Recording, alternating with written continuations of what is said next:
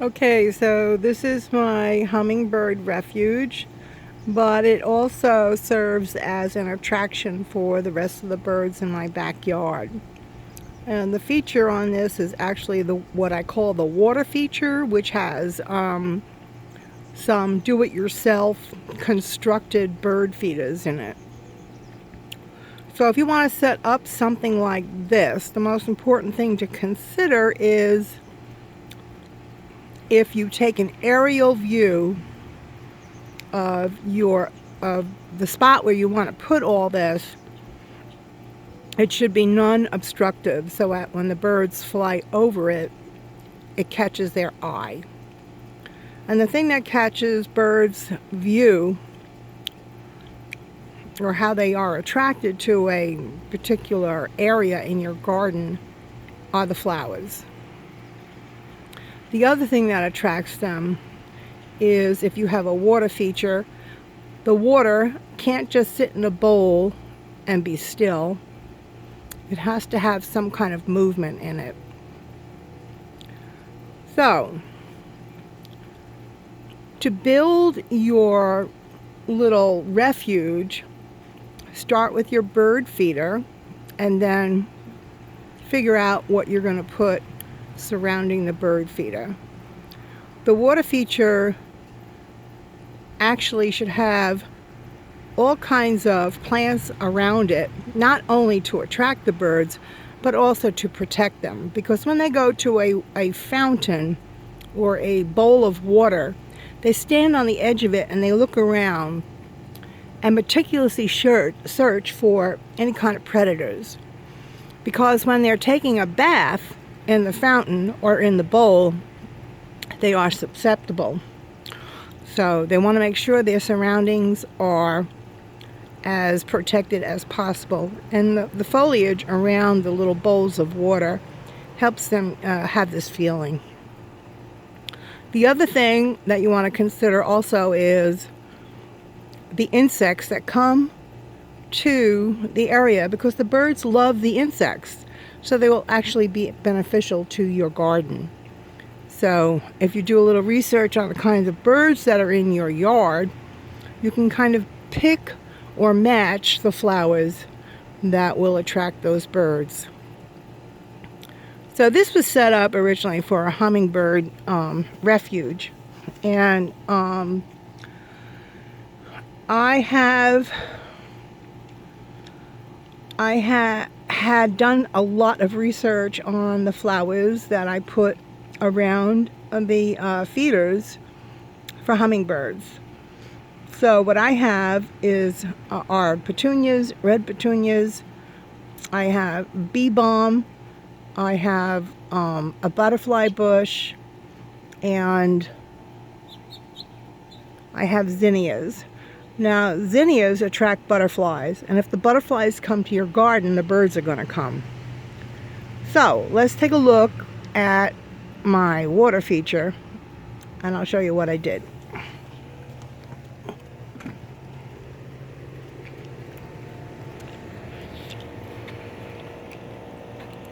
So, this little bird bath that I have here,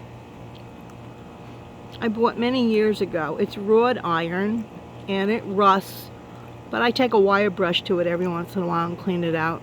I'm going to paint it to kind of restore it a little bit.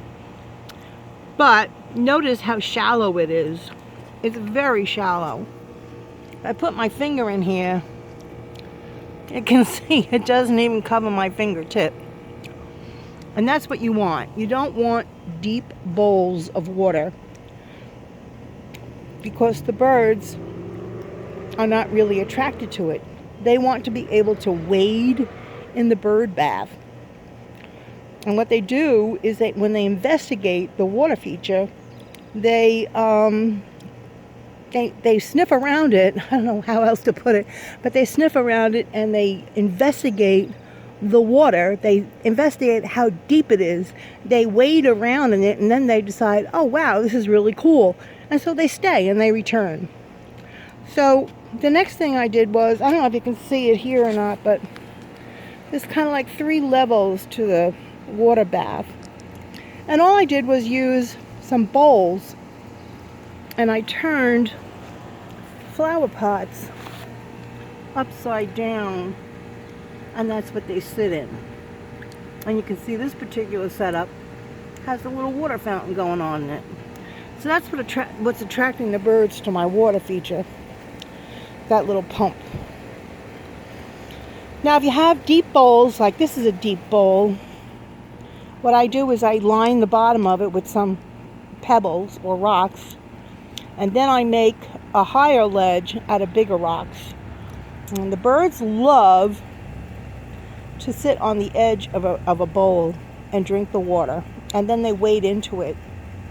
But if the feeder doesn't have a ledge on it, then you have to provide it some kind of elevation.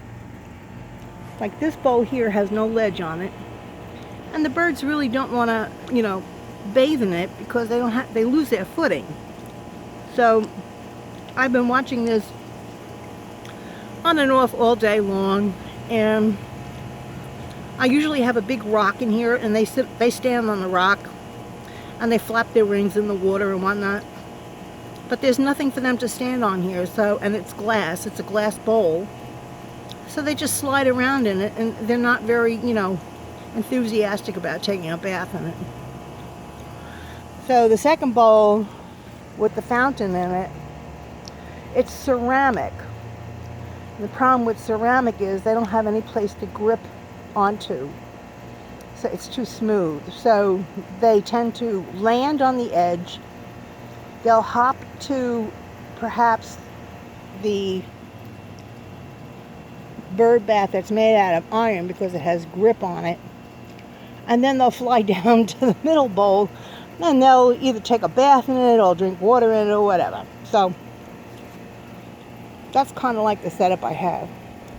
And the fountain, I bought it off of Amazon. $15.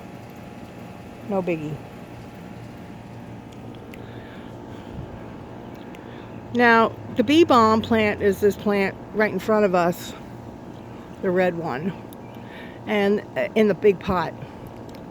And this is a perennial, so this is going to come back year after year after year, so you don't even have to bother replanting it. Same thing with the butterfly bush. That's a perennial, and that's going to come back year after year. Now, I normally would put that in the ground, but since I'm immobile and handicapped, I can't really dig holes, so I put everything in pots. So there you have it. Now, let's go back to the fountain a minute. I forgot to mention this. The fountain is solar powered, okay? So it doesn't use any electricity. I don't know if you can see the wire that's running from the fountain, but I have it tucked away on top of this shepherd's hook. I have some little purple flowers here. And this is actually the solar panel. And I just clipped it on there, and what happens is when the sun comes out, it, causes the fountain to pump. When the sun goes away, it doesn't pump. So that's easy. So that's it. This is a different angle.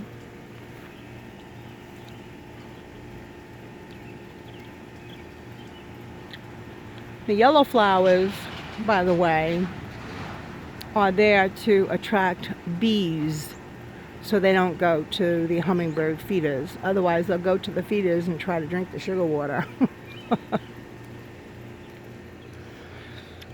Now, this tree in front of us is usually where I have my seed feeders, but I took it down because the chipmunks were raiding it this morning, so I have to put some repellent down and then I'll put it back up again. But you can see at the bottom of that tree in front of us, kind of seedlings that are growing up. That's zinnia. And all I did was take handfuls of seeds and just throw them in the soil and rake them in, and now they're coming up. They've got buds on them already. Now that soil that I put down in there, I didn't even dig up the dirt. I just laid it on top of it. I laid my compost on top of the hard dirt, which you can see right here. This hasn't been treated at all. But yeah, so no effort, just spoonfuls or shovelfuls, shovelfuls of compost and leftover potting soil. I threw it there. So that's it. And you can see my backyard now has all kinds of trees growing up. Kind of looks like a park.